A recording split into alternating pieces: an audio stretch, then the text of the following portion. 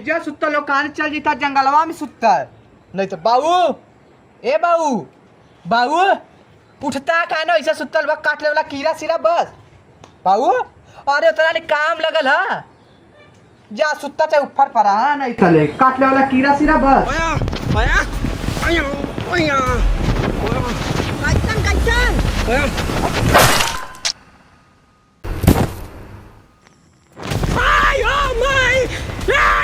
भैया गुंगवा मर्डर कर डाला ये गाँव वाला हत्या हो गया बापा ये भैया अरे बाप रे बाप हत्या हो गया ये गाँव वाला धारी ये भैया अरे भैया मर्डर हो गया बापा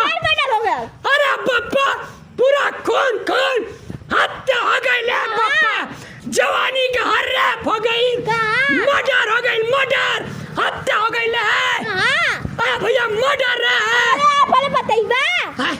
डोला गवा का मर्डर हो गया कहां डोला गवा करे कहां क्या बच्चा चल तो के दिखाई चल आवा अरे भैया मर्डर हो गया है अरे भैया यार हत्या हो गया अरे भैया मां कसम मां तारी कसम ना कसम हत्या गुंगवा हत्या कैला सारे बापा डोला गवा का मर्डर हो गया रेप हो गया मर्डर हो गया अपने आँखी देख लिया रे बापा चल अरे भैया मर्डर हो गया मर्डर ये रजवा रे अरे बापा पूरा हत्या हो गया कहां हत्या हो अरे बाप रे बाप मर्डर हो गया कर मर्डर हो के कर गुंगवा मोटका ढोलकवा के मर्डर छुरी पता नहीं हमें कबक परेशान कैले हूं बाबा अरे मां कसम अरे गुंगवा समर सथवा हो हां नहीं रे मल्ला से छुरी से अरे गुंगवा गुंगवा अरे मर्डर हो गया भलो मर्डर मां कसम रे मर्डर अरे गुंगवा कैसे हल्ला कैले हो अरे ते गुंगवा आई कानी कुल ए भैया भूत अरे बापा मर्डर हो गया देखा कहां भूत कहां मर्डर है करे साला के तर मर्डर वाले के कैसन मर्डर बोलो हम तो भाई बाजार है सोचले मर्डर कब हो जाई तू ना अकेला दम मले घचर घचर अरे भैया अरे ई त हमर सथवा रहल हम तो बाजारे गल लिए मैं न मर्डर करत हूं मां अरे मर्डर रे देख लिया रे अरे हमें के चक्कू देले सब्जी काटे बदे तो मर्डर देख लिया और अबे ला हां चला नहीं पगला गल मैं चला जा चलाओ तो लग गई और तू कहां सुतल ला पेड़वा के हां तो तब सपना सुन ले होबा हां बताओ जब गइलिए जगह ना उठत रहला हम गल लिए तो जगह तू गहरी लगत नींद में रहला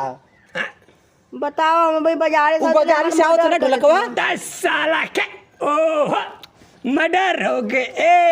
ऐसा जियते मुआ देबा कोनो के 10 साल के ये गुम भैया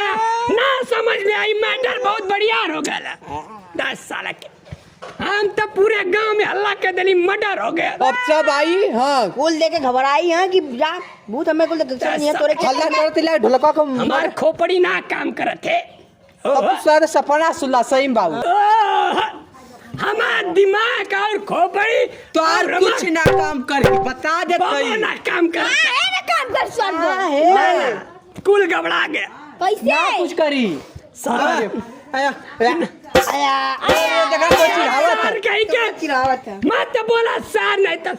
छोड़ जा पगला गल ऐसे खतरा हां हो गई चक्कू नहीं तू सपना सुन जब हम सपना में देख लेली मर्डर कैला से कभी घोप सकेला ना घोपी चल एकदम